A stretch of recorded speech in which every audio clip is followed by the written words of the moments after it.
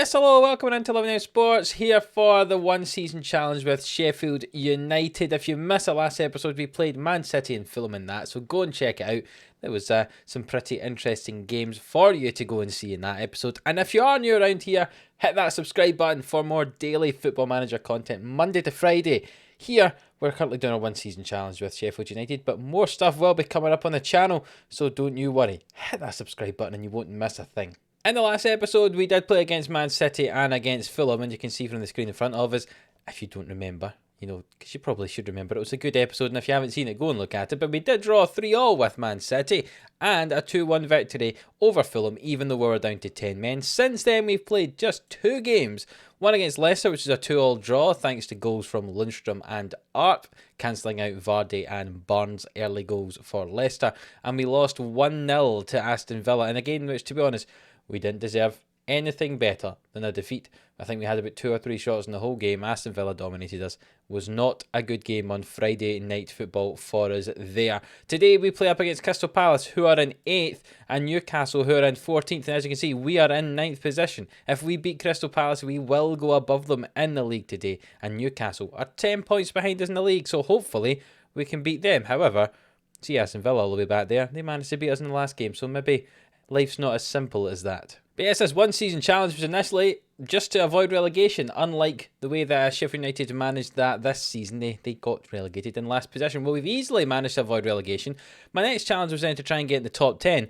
And I think we're probably going to get in the top 10. And then I changed my challenge halfway through this season. I'm sure you remember, if you've been following along, to try and get into the top 7, get some European football. And we're just 2 points off Wolves at the moment, with a fairly favourable couple of fixtures coming up here before we have a very, very tough run. If you look at the schedule, we've got Crystal Palace, Crystal Palace today, Newcastle, West Ham, Leeds. All these teams are kind of around us or below, and then we have a very tough 4 matches in April up against 4 of the top 6 before a fairly kind end to the season as well. So if we can try and keep up with Wolves and Crystal Palace over these next 4 games, we'll probably drop off after the games in April, and then we can try and push on and try and get us into that top 7 with our games in May. If you look at our squad, we're still suffering from some injuries, but there are some people coming back to fitness. Oliver Burning's not fully fit at the moment. He's only recommended for 45 minutes, but he's come back after that long injury he had for a dislocated shoulder. He was out for 3 months or something, which is ridiculous for a dislocated shoulder. Ryan Brewster has still got a few weeks to go until he's returned from his torn knee ligament injury, but he's possibly going to be back in for the end of the season. Lundstrom is suspended for the next match after he received too many yellow cards. I'm sure that was for Lundstrom, not a straight sending off. Or maybe it was a straight sending off. I can't remember. No, the straight sending off was John Egan in that game against Fulham, wasn't it? He is still suspended. He ended up with a 3-match ban because we appealed it, and then they gave us an additional 2 matches. Don't appeal. That's my only advice. If you ever appeal, you only ever get more matches added onto the ban. But he did get injured as well, so he's out for the next 2 weeks anyway, which means that our team looks something like this. We're going to go with Ramsdale in goal, with Ampadu in front of him, Chambers and O'Connell either side, Baldock and Stevens as wing-back, Norwood, Fleck and Berg in midfield, with Arp and Mousset up front. This is a team that's going to take on Crystal Palace today, and this is the team that will hopefully beat Crystal Palace today. If you remember, the last time we played them, we didn't have it on camera, but we drew 1-1 with Crystal Palace. A 95th minute equaliser from Michy Batshuayi got them the point. Hopefully, we can get the win today. So here we go. Let's find out if this is going to be one of those boring 1-goal games, or if it's going to be lots and lots of goals. There's never normally a happy medium when you're with Sheffield United. And here's the first highlight of the game. Berg with the ball, driving forward, finds Arp. The ball was played through, but it was cleared away by the Crystal Palace keeper, and Chambers collects. Baldock with it now, on to Berg. Another chance for us here, through to Mousset, and what a goal from Mousset. 17th goal of the season. He's working his way up the top scorer charts in the Premier League. He had 13 league goals before this. This is his 14th league goal. He's scored a few in the Cups as well, if you remember. But yeah, he's definitely our main man, especially after injuries to Ryan Brewster and Ollie McBurney. The ball through from Berg, and just a first-time finish from Mousset in that top corner. The keeper does not move, and the first highlight of the game brings the first goal. They're looking for a tight offside. That's not tight. Come on, there's a full man between him and the goal. And we're up 1-0 after 28 minutes. Free kick taken by John Fleck here, swung in, it's headed away by Kouate, and Stevens will get onto the end of it. Finds Baldock. Back to Stevens. The centre-backs are coming back now, so hopefully they can get into position before we lose the ball, and there's a break on for Crystal Palace. Ampadu finds Stevens on his left-hand side. He's in behind the winger. Goes down the line. Now met with the right back. Can he cross it in? He gets past him. Swings it in. Berg hits it. And he's got the second goal of the game. Stevens with the cross in. Fantastic play down that left wing by Stevens. Ball swung in and Berg gets his head to it. And he scored a fantastic header. Stevens there tries to take on the fullback. The fullback lunges in for a challenge. And Stevens gets past him. Swings it in. Berg unmarked on the penalty spot. And heads that into the corner of the goal. Past the keeper. 35 minutes gone. And we're up 2-0 now. And here is just the third highlight of the game. This time it looks like it might be Crystal Palace's. Histad hits it and it's just over the bar there. 3 highlights in this first half. 2 of them resulted in goals for us. And 1 a shot over the bar for Crystal Palace. But we are up 2-0. That's exactly what we wanted to be in this game. Leapfrogging Palace at the moment. And also leapfrogging Wolves. To be fair, that's because Wolves aren't playing at the moment, but we'll take that anyway. We'll be up into 7th as it stands. O'Connell makes a challenge. Oh, Mateta with a fantastic headed finish. His 10th of the season. And it's 2-1 now. The ball was thrown in here by Histad. Batshuayi it was a great challenge by O'Connell on Batshuayi, but Histad comes back in. Chambers just does not leap with Mateta. Mateta heads that one in, and immediately after half time here, Crystal Palace are back in this game. The score's 2-1. Corner kick for us though. Fleck swings it in. It's headed away by Neves. Back out to Fleck. Can he swing this one in? Finds Berg. Berg back to Fleck. Finds Berg again. Berg comes in field. Fleck kicks it. Oh, what a goal from John Fleck. His first. What had happened to his legs there? Sorry. We're going to rewind this about 10 seconds. Please keep an eye on Fleck's legs. That's a different celebration than what he did. Am I crazy? Am I just making that up? He did a cartwheel that time, but the first time his legs moved, but his torso did. Berg gets challenged by Fleck basically here, and Fleck has a fantastic goal. I've ignored the amazing goal, to be honest, because I've not noticed. He did a cartwheel that time. Could Editor Adam please go back and have a look to see if it's just my eyes that are doing that, or if actually his legs moved and his torso didn't? That would be much appreciated. From John Fleck. From John Fleck. From Joe Fleck. But anyway, we're up 3-1. That's all that matters now. And there's another free kick for us here. Fleck swings it into the back post. It's headed away by Batshuayi. And there's a break on here. It's 3-on-2. Histad comes away with it. Tries to find Mateta. Baldock slides in, but Mateta gets the ball and it's a goal. Poor defending from Baldock there. It really was. And Palace are back in this game, and we're going to make a few changes because there's some dead legs out there. We'll bring on Ollie McBurney for the last 20 minutes to get him some fitness. And we're also going to take off Baldock because that was pretty poor. Corner kick for us here. Fleck swings it, and it's headed by McBurney. Oh, it's off the bar. Nearly a perfect return to football for Ollie McBurney there. But from about 6 yards out, he could not hit the target, and it clattered off the crossbar. We've got a throw in this right-hand side. Bogle throws it into Mousse. Finds Berg. He's in the box. Can he find McBurney? McBurney hits it. And on his first game back from injury, Ollie McBurney scores a goal to put the game beyond doubt. This was one of those special games where we score loads of goals. Indeed, we've scored 4 now. McBurney getting that 4th. What a great finish from him. Great football. Mousse finds Berg into McBurney, who hits it from 12 yards out into that near post. And Guaita can't save that shot, and Ollie McBurney back with his shooting boots after being injured, and we've won this game 4-2. A goal from Mousse, a goal from Berg, a goal from Fleck with a funky celebration, and Ollie McBurney. They all cancelled out those goals from Mateta, so we win that game 4-2. All in all, a very, very good performance from the team there.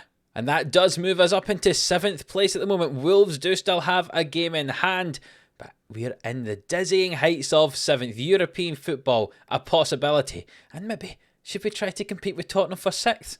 Who knows?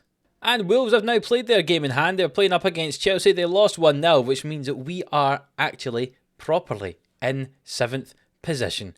Not bad at all for a team that relegated to New Life. I think it's fair to say this one season challenge has been fairly successful at the moment. But we play up against Newcastle in just about a week's time, so we'll come back for that one, and hopefully we can continue this good form after that fantastic win up against Crystal Palace there. Right, so here we are for the game up against Newcastle United, our second game of this episode. We've made just a few little changes to the team for this one. Ramsdale in goal. Fosu-Mensah gets a game at centre-back alongside Chambers and O'Connell today. Bogle on the right, Stevens on the left. Norwood in midfield with Fleck and Berg either side, and Mousset up alongside Arp. We're going to bring McBurney off the bench, get him back into the swing of things, get him into some fitness, and then he'll be starting in the future. But he can only play for 45 minutes. He really does not have a lot of fitness, so we'll be getting him some time off the bench to try and build up that fitness. No point in starting him, because he certainly won't survive the whole game. Just reading our way through this stuff for the interview at the start there. We are 5th in the form table at the moment. Newcastle down in 13th, so hopefully we should be on form and we can hopefully beat them. Fingers crossed. Not a good start to the game though. We've had lots of the ball, but no shots. Saint-Maximin with the first highlight of the game, swings in the corner, it's cleared by Fosu-Mensah. Arp on it now, it's 2-on-2, can he find Mousset? No, he runs down the right hand side, plays it to Bogle. Newcastle now got their men back in defence. Bogle switches the play to Stevens here, who's very deep on the left hand side and loses the ball to Willock. And Willock comes away with it now. Hayden plays the ball to Wilson and Almiron. And Saint-Maximin on this right hand side. He drives infield. Will he hit it? He will, but it's a good save from Ramsdale. And thankfully, we haven't conceded from that. A pretty poor pass from Stevens, unlike him. Fleck has a free kick here. He swings it into the back post. O'Connell heads it and Mousset tucks it in. I'm not sure what on earth went on there, but Mousset tucked it in. That was the important thing. And we are up 1-0 here. Let's just watch this replay. Fleck swings it in. O'Connell gets his head on it. Saved by Dubravka. And Mousset's there to tuck in the rebound. And we're up 1-0. Another goal for Mousset. And we've got to half time. Not be many highlights in this one. It might be a similar way that most episodes go. One very exciting game and one fairly boring one. 2 highlights in the game though. One of them was our goal and we're up 1-0 and we can't complain too much about that. Go and give the fans their money's worth. I don't know why I said that. I don't care about giving them the money's worth. Give them the win. That's all I care about. But we are winning 1-0 at the moment, and that's all that matters, no matter how poorly we may be playing. Half an hour left in the game. We're going to take off Arp and bring on McBurney to give him some game time and try and freshen his legs a little bit. And Norwood can come off as well. Bring on Ethan Ampadu in midfield. Ampadu's very versatile, can play at the back or in midfield. An ideal player to have on the bench for us, can cover a whole load of positions. It's a throw in from the left from Newcastle. Solomon throws it in toward Almiron and Ampadu just blitters that out. But they're going to review the footage. I'm not sure what for. Do they think there was a handball involved or a foul? I'm not sure. The referee is running over towards his monitor to have a quick look. Paul Tierney, the referee today, is checking the footage. He's going to come away from that monitor, and what's his decision going to be? No penalty. An indirect free kick is awarded. What? 5 minutes to go in this game. We've got a highlight. Baldock has come on for Bogle on the right hand side, swings it, and then Mousset gets his 19th this season. I tell you, Mousset has been the star of this series that I did not know was going to be a star. You know, I know a lot of names in the Sheffield United team. One of them I didn't particularly know that well was Mousset, but he has become an absolute icon for us here in this series. And it's another fantastic headed goal. Baldock swings the ball in. Mousset just stays on side thanks to the right back keeping him on. And he heads that in. And we're up 2-0 now with 5 minutes to go. And it looks like we're going to win this game fairly comfortably in the end, to be honest. A nice 2-0 win. 2 goals from Mousset. Mousset's challenging to be the top scorer in the league this year, I tell you. And tell you what a man. 6 foot tall, 12 stone. He's got very good physical. I knew he was pacey when I saw him. I didn't realise quite how good he was at finishing. And he definitely is a hugely important player for this club here. He arrived for £10 million from Bournemouth last season. He played 30 times in the first season Sheffield United were in the Premier League, scoring 6 goals. This season he's only played 19 games. That would be his 20th. He's got a couple more goals. I tell you, he's a good player, isn't he? I'll say to the boys, I'm very, very happy with that result. And we'll look at the league table. Crystal Palace and Wolves are still to play, but we might have just built up a little bit of a gap between ourselves and that 8th position, depending on how those results go. So Crystal Palace play against Leicester today and West Brom play against Wolves. So you'd imagine, based on the league positions, the both of them should get wins and maybe close that gap. But we'll see what happens as we advance on through. Wolves got themselves a big win, 5-1 win over West Brom. But Crystal Palace drew. So that means we are a point clear of Wolves, who are in 8th. Crystal Palace in 9th, joint on 37 points with West Ham in 10th. 4 points behind us. So we have got a little bit of a gap to that the end of that top 10. Leeds in 11th are 7 points behind us. So it looks like top 10 is almost confirmed for us at this stage.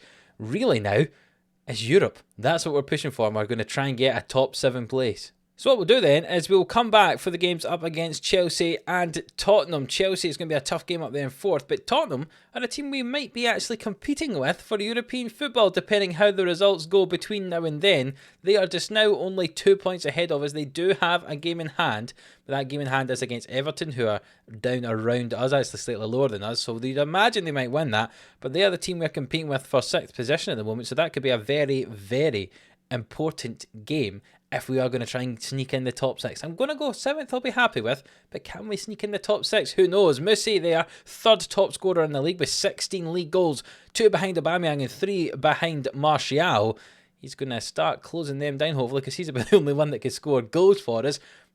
Now McBurney's back, maybe he can score too, but we do have a tough run of matches between now and the next episode. We've got West Ham and Leeds, which are teams right in around us. They are, as you can see, in 10th and 11th, just a handful of points behind us. And then we play against Liverpool and against another team in red, Man United, between now and that game against Chelsea and Tottenham. So we'll see how we do. We'd like at least a couple of wins from those, but remember, we beat Man United already this season, so maybe we can do it again. Who knows? We'll play those 4 games and then we'll be back for the games up against Chelsea and Tottenham. And if you are looking forward to that, then please do leave a like on this video. 2 wins in today's video as well. That's worth a like, if nothing else. Subscribe to the channel if you haven't already for more Daily Foot Manager content. We're continuing on here with the one season challenge with Sheffield United, but there's lots more to come as well. And until the next episode when we play up against Chelsea and Tottenham, we'll see you then.